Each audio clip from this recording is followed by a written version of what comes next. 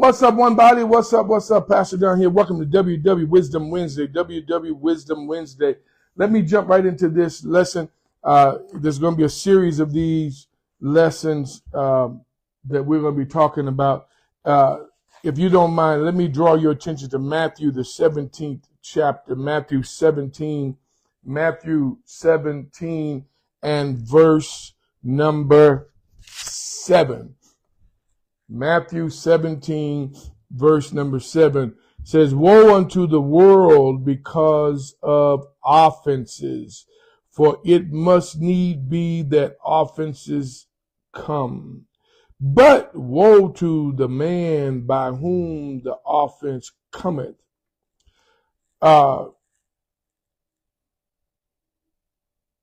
Wherefore, verse 8, "If thy hand or thy foot offend thee, cut them off and cast them from thee.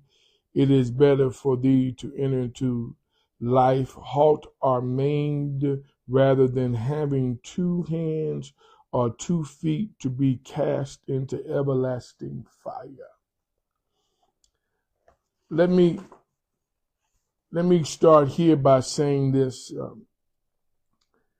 After reading that, let me just y'all just work with me. I'm going to build my case.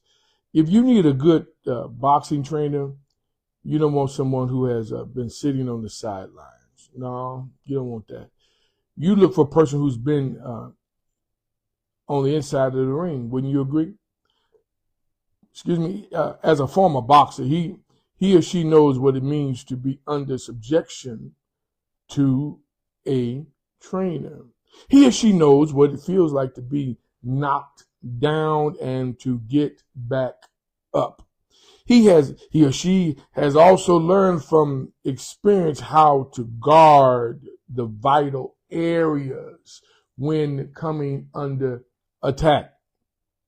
The best football coach is a guy who can relate to what happens on the field.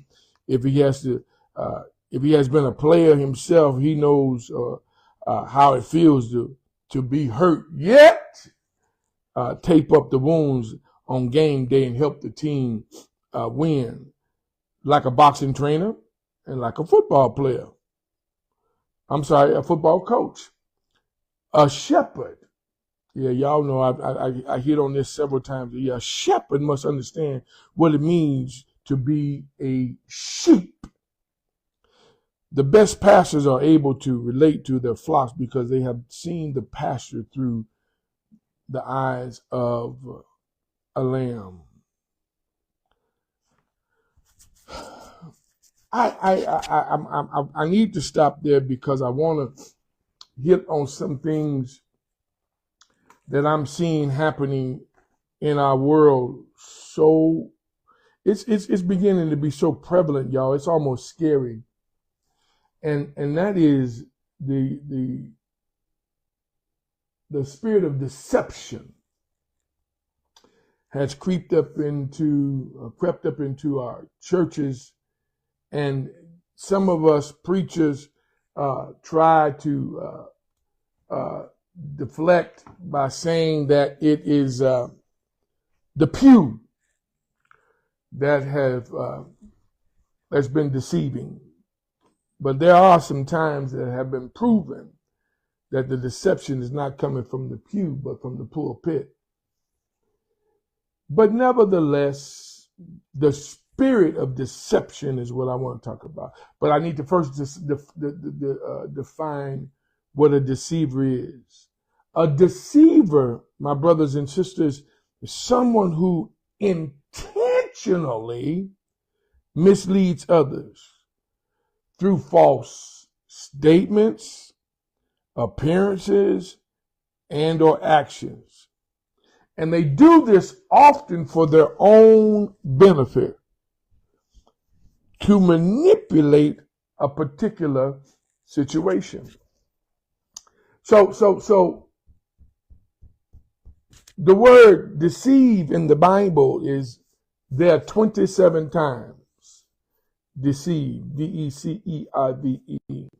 Deceived is there 34 times. Deceiver, 5 times. Deceivers, plural, 3 times. Deceive it, 6 times. Deceiving, 2 times. Deceivings with an S, 1 time.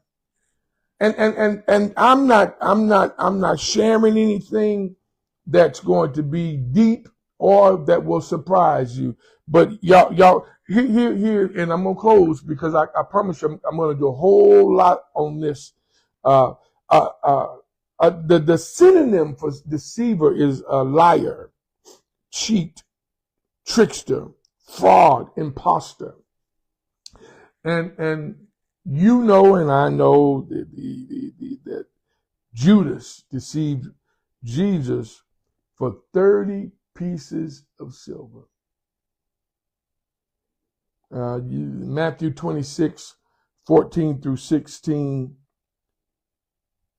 For some of us, y'all, and I'm going to go back to my scripture I read.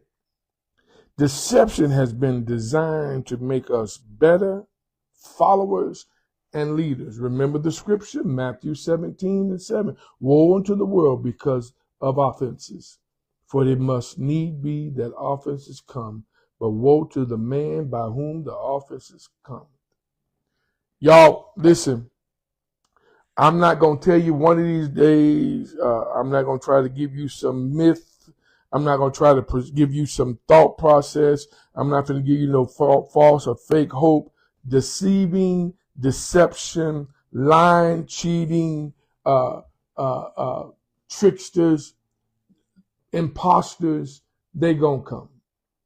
They're going to come. And what happens is when we as pastors fall for the okie doke, get caught up in it, then watch this. That spirit becomes contagious. If we're not careful, then we'll start preaching it and teaching it from the hurting place while you're bleeding. But I want to talk to you for the next few weeks. What happens when you, oh my God, I'm going to say it. What happens when you fall under a bleeding leader? What do you do? What do you do when you fall under, when you fall under a bleeding